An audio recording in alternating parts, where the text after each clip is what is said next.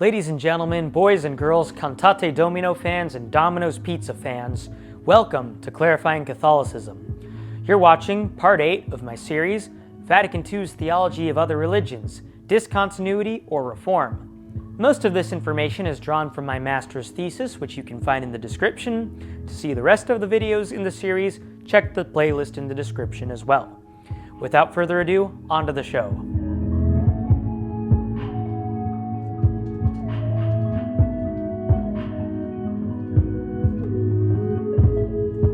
Lumen Gentium 16 is tethered to the Council's broader mission. By extension, the prospect of discontinuity would not only call its theology of religions into question, but it would threaten to undermine many of its other theological ideas. Since the Council's conclusion, several theologians and magisterial authorities have noticed opposition to its realization. Gianfranco Swiderkowski, a biographer of Pope John Paul II, writes, "Resistance, slowness to act, and shortcomings have prevented the Vatican teaching from having a profound influence in the life of a large part of the Christian people." As noted in Episode 1, part of this resistance comes from a desire to go beyond the intentions of the Council Fathers by following its spirit. Conversely, there is another tendency to reject the Council's teachings as mistakes at different scales. Skepticism of a Council's doctrines can often lead to skepticism of its entire legitimacy, which is exemplified in former Bishop Marcel Lefebvre's story. The former bishop initially denied the validity of certain doctrines until he eventually rejected the Council altogether. Such actions have been vehemently opposed by post-conciliar popes who insist on keeping the Council at the center of Christian life. All three post-conciliar popes have expressed the necessity of the Council's continuity. And while this series has demonstrated how simply one of its teachings is continuous, the rest of this episode will explore how integral that one teaching is to the entire Council's coherence. As noted in Episode 4, Lumen Gentium intentionally places its analysis of non-Christian religions in its summary of the relationship between all of humanity and the Church. Vatican II's understanding of no salvation outside the Church is closely linked to its broader mission of engaging with, rather than recoiling from, the world. This mission of the Council hinges on a more positive perspective of other philosophies and religions, particularly in their ability to lead people to Christ. Again, Cantate Domino's No Salvation Outside the Church did not adequately express even Thomas Aquinas' recognition of the merits of other religions, an appreciation which was greatly accelerated in the modern world. Rejecting Lumen Gentium would severely hinder the Council's capacity to speak about other religions in a loving manifestation of solidarity, for the Church could scarcely find common ground to establish mutual love and respect with what Florence characterized as utterly irredeemable faiths and ways of life. Vatican II's understanding and application of no salvation outside the Church impacts the way non-Christians are treated in society. In fact, Lumen Gentium's status as a constitution makes it a foundation for the rest of the Council's doctrine on other religions, including that of Dignitatis Humanae, the Declaration on Religious Liberty. The Council's pastoral constitution, Gaudium et Spes, which was written after Lumen Gentium, largely builds its ethical arguments on its predecessor's ecclesiology. A religion that accepts the possibility of salvation for its non-visible members will inevitably treat such people quite differently. By rephrasing no salvation outside the Church in a manner that accounts for invincible ignorance and acknowledges Christ as the universal Logos, Lumen Gentium finds common ground that could lead to interreligious collaboration in the quest for social justice. Because of Lumen Gentium, the Church is better equipped not only to interact with other religions, but to cooperate with them in a world that is often hostile to religion altogether. An abandonment of this expression drastically disrupts the Church's attitude towards and collaboration with other religions. Lumen Gentium's description of degrees of proximity to the Church allows for healing to enter between Catholicism and other Christian denominations, and it is greatly aided by an ecclesiology that sees some activities of non-Catholics and non-Christians as sacramental in nature. This springs forth from the Christian desire for unity. The Second Vatican Council's theology of other religions is often accused of eliminating the need for evangelization. This could not be further from the truth. Just one chapter after assuring the possibility of salvation for non-Christians, Lumen Gentium 17 reaffirms the Church's commitment to evangelization. As the Son was sent by the Father, he too sent the apostles. The obligation of spreading the faith is imposed on every disciple of Christ according to his state. Furthermore, the decree Ad Gentes is dedicated to the Church's mission of proclaiming the gospel and converting souls. Pope John Paul II echoes the decree's mission in his encyclical Redemptoris Missio, which is dedicated to the same subject. The post-conciliar popes stress that openness to dialogue with other religions is not an end in itself, rather it serves the gospel's proclamation. The nuance offered in Ad Gentes and in subsequent encyclicals allows the Church to preach in a more pluralistic society without descending into an exclusivism or relativism that its progressive and traditional critics, respectively, fear.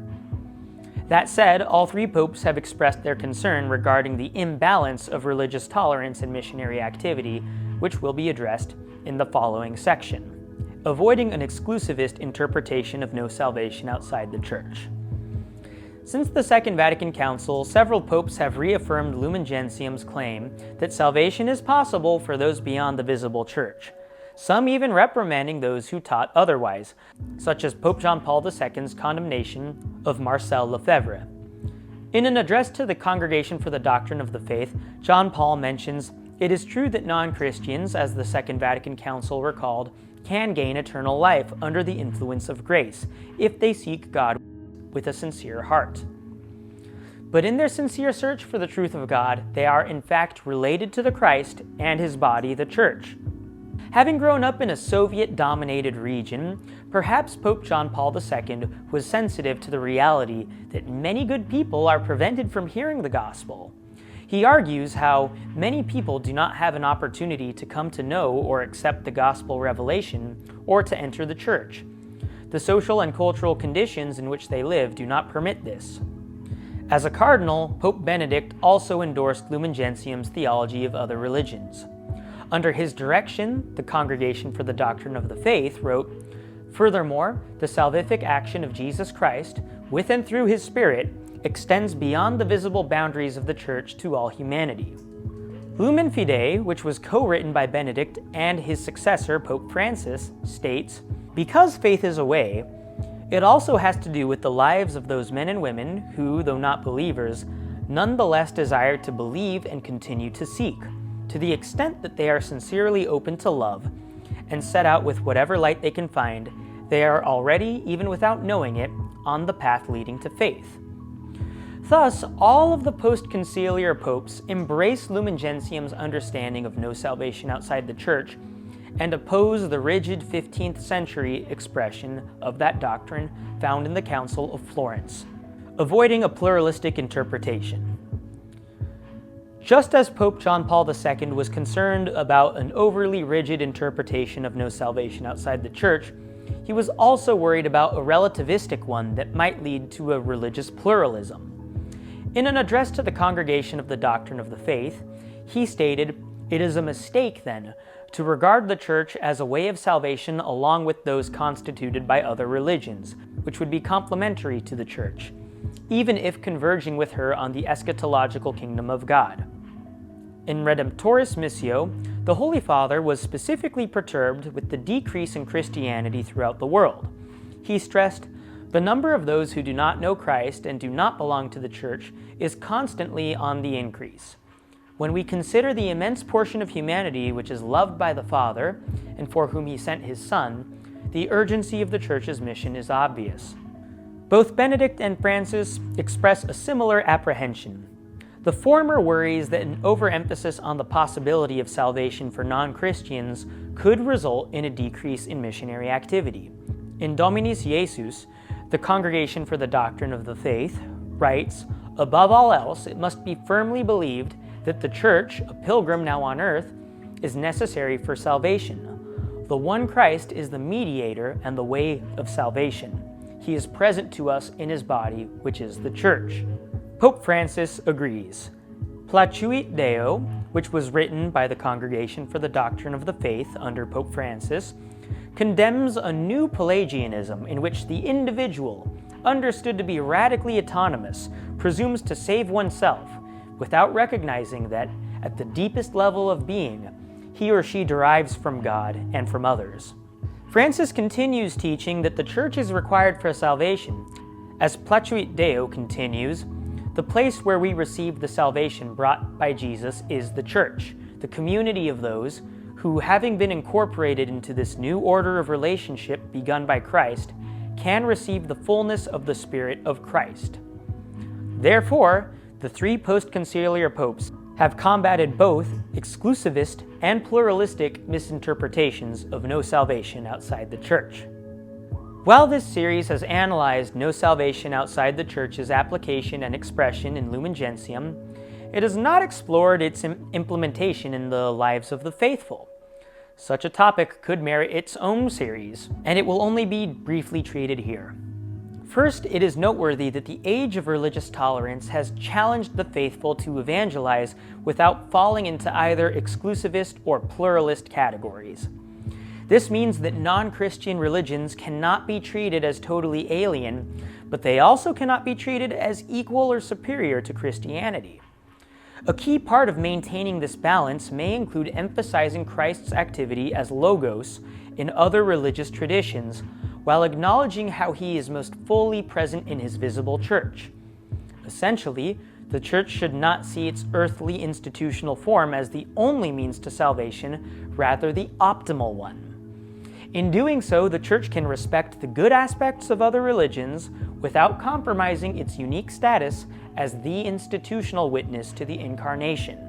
Another aspect of embracing Vatican II's understanding of no salvation involves respecting the good and fruitful elements of other religions. In an increasingly globalized environment, many cultures are afraid of losing their identity, which means it may be prudent for the Church to find ways to acknowledge, preserve, and perhaps integrate their traditions and even rituals into the paradigm of Christian thought and life. The latter half of that sentence is crucial, as the Church must see herself as perfecting rather than destroying, much like grace, the naturally good elements of other faiths. As Lumen Gentium 17 mentions, through her work, whatever good is in the minds and hearts of men, whatever good lies latent in the religious practices and cultures of diverse peoples, is not only saved from destruction, but is also cleansed, raised up, and perfected unto the glory of God. For example, in Mexico, the Catholic Church has successfully Christianized ancient cultic practices like Day of the Dead by infusing Christian imagery and rituals into pre-existing Mayan ones. The future of evangelization is contingent on casting Christianity as the unifying force that can bind diverse traditions together rather than destroy them. This episode has shown how much of the modern Church's mission hinges on Vatican II's continuity with prior councils. Admittedly, this series' scope is confined to just one doctrine, while a more thorough defense of this would analyze other expressions of no salvation outside the Church, such as those of Fulgentius of Rome and the Fourth Lateran Council. This series has at least proposed a methodology that can be applied to them. Aside from arguing for Vatican II's continuity, it is important to consider what clarifications Vatican II's theology of other religions will demand in the future.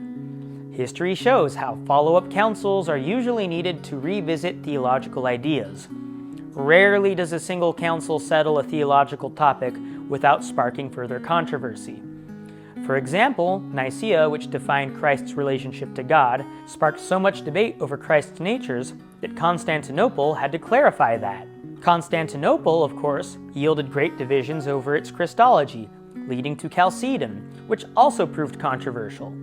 Just as Nicaea was the first council to address Christological questions, Vatican II seems to be the first council to intentionally focus on other religions. So it seems very likely that future councils will need to clarify its teachings. In Redemptoris Missio, Pope John Paul II recommits the 21st century Church to the Second Vatican Council's vision. As the second millennium after Christ's coming draws to an end, an overall view of the human race shows that this mission is still only beginning, and that we must commit ourselves wholeheartedly to its service. The Second Vatican Council's integrity relies on its continuity, But so long as there is skepticism of its continuity, whether that comes from progressives or traditionalists, its realization will be greatly hindered. An attack on Lumen Gentium's interpretation of no salvation outside the Church should be considered an attack on the Council's legacy, which is why it is crucial to protect its continuity with a robust method, such as the one proposed by my series. Given the post-conciliar Pope's defenses of the Council, a failure to adhere to the hermeneutic of reform is a failure to preserve the gospel. And as Pope John Paul II observes, it is the Spirit who impels us to proclaim the great works of God. Woe to me if I do not preach the gospel. Thank you so much for following this series, and a huge special thanks to my advisors for this thesis, Dr. Wilhelmus Valkenburg and Monsignor Paul McPartlin. I look forward to my next series, which will address the totally non-controversial question, what is reality? Until then, have a great day. God bless you.